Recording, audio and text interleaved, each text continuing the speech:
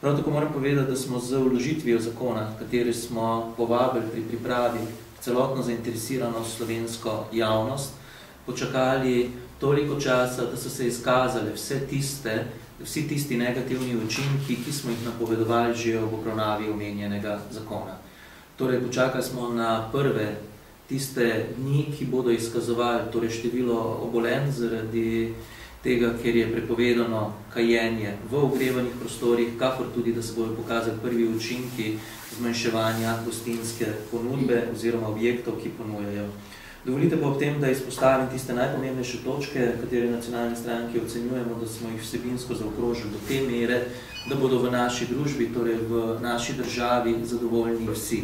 Tako kadilci, kot nekadilci, kot ljudje, ki ekstremno kadijo, kako tudi tisti, ki so ekstremno proti. Smo omogočili, torej, da gostinski lokali z manjšo površino, od katerih so izključno gostinski lokali, v katerih se točijo le pijače, torej ni nobene prehrambene industrije oziroma prodaje, da se v njih omogoči kajenje. V nadaljevanju je potrebno povedati, da tudi v nacionalni stranki zasledujemo ta isti cilj, da v objektih, kjer imajo prehrano kot sestavni del svoje ponudbe, se kajenje prepove tudi naprej, kar ocenjujemo, da je prav in s čemer ocenjujemo, da ne posegamo v prostor nekadilcev oziroma gostincev, ki se ukvarjajo z ponudbo prehrane. No in del, v katerem smo v nacionalni stranki najbolj zadovoljni, to je tako imenovani tobačni evro. Po naši oceni je potrebno, vkolikor se pristopi k zasledovanju tistega cilja, da je potrebno zmanjšati število kadilcev v naši državi, da je potrebno zmanjšati predvsem število novih kadilcev oziroma mladih kadilcev, to najbolj učinkovita tako imenovana pot. Torej, da se enostavno podraži tobačne izdelke, ter da se istočasno razlike te podražitve v višini 1 evra nameni za preprečevanje nove odvisnosti od nikotina in cigaretnih izdelkov, kakor tudi seveda za zdravljenje posledic, ki jih pušča dolgoročno, nekateri pravijo dokazljivo, nekateri pravijo nedokazljivo. To je poseg v umetniško svobodo, kadar govorimo o gledaliških odrih in gledaliških igrah, kar razrešujemo in ne nazadnje posegamo v tisto dilemo, ki se je vzpostavila in ki smo jo opozarjali tokom sprejemanja, to je odgovornost nosilca lokala po eni strani oziroma odgovornost potencialnega kadilca, vkolikor si prižge cigaret na narekovajih seveda prepovedanem mestu. Ocenjujemo namreč, da je zelo nekorektno, da se lastnika oziroma nosilca lastniške pravice posameznega objekta kaznuje, vkolikor ta skuša preprečiti kajenje znotraj nekega lokala, naj se bo kulturne ustanove, naj se bo gostinskega objekta, javnega prostora, če le ta opozori, torej kadilca, da tega ne sme početi. Po naši oceni smo s tem vsebinsko zaokrožili tiste pomanjkljivosti, ki so se izkazale v nekaj mesecih od uveljavitve obstoječega zakona.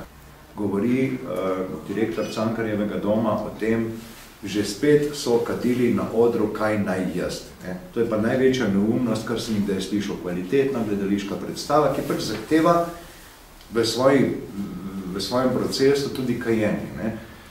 Od tu naprej, jaz odkrito povem, lahko pričakujemo, da so pač avtorji od Arturja Millerja do drugih, pa magari gremo nazaj do Pohojšanja v dolini Šentflorjanski, kjer nam bodo prepovedali seveda pomanjkljivo oblečena dekleta ali fante. In potem seveda gledališče ne bo več gledališče, ampak bo kar nekaj izmišljeno. Če je bistvena kršitev ustave, je pa to, da nekdo, če pogledamo, star je 14 let ali pa 13 let, konča srednjo šolo, gre v gostinsko šolo, govorim na pamet 3-letni program, star je 17 let, pride in pač a gre prodajati v trafiko, a gre v gostinski lokal, a gre pa v trgovino, kjer dela. In ne sme, zato ker je 17 let star, po novem zakonu, torej veljavnem, ne sme biti na blagajni in prodajati cigarete. Ne sme. Zato, ker ni 18 let star, kar je popolna neumnost. Popolna neumnost.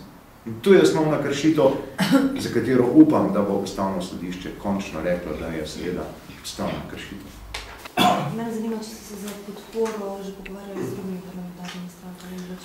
Ne, zakon smo vložili, podpora. Jaz mislim, da bomo dobili podporo pri tistih, ki jih je res nekaj do tega, da se v Sloveniji zadeve uredijo in da se ne meče več peska v oči.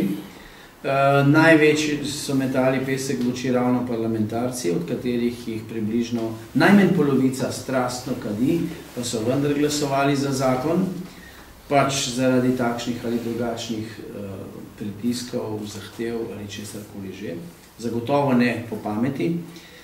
Videli bomo, to je težko povedati, slovenski parlament je pač takšen, da seveda podlega nekaterim po eni strani političnim pritiskom, po drugi strani pa raznim dušebrižniškim pritiskom, ki jih izvajajo predvsem v uni stranki za hec in pa v LDS-u, kjer so tako blazno jih skrbi zdravje in vse skupaj, da so pripravljeni za zdravje celo kakšnega zastrupati. A se vam mogoče kdaj dotaknil tudi evroga zakona, ki se tudi izkazal za neuspešne? Vse še pride na vrsto. Namreč slovenska politična scena je zelo bogata bedastih zakonov. En ekstremno bedast zakon bo tudi ta sedanji, ki bo upeljal grozljive kazni za prometne prekrške. Evidentno je, da vse tiste besede, ki se ponavljajo že od prejšnje restriktivne spremembe zakona k današnji, da je treba ljudi bolj zategniti, zato da bo manj smrtnih žrtev, se iz dneva v dan dokazujejo kot napačne in smrtnih žrtev je vedno več. Vzroki so drugje, vendar dokler bojo policaji pisali take policijske zakone, drugače pač ne more biti.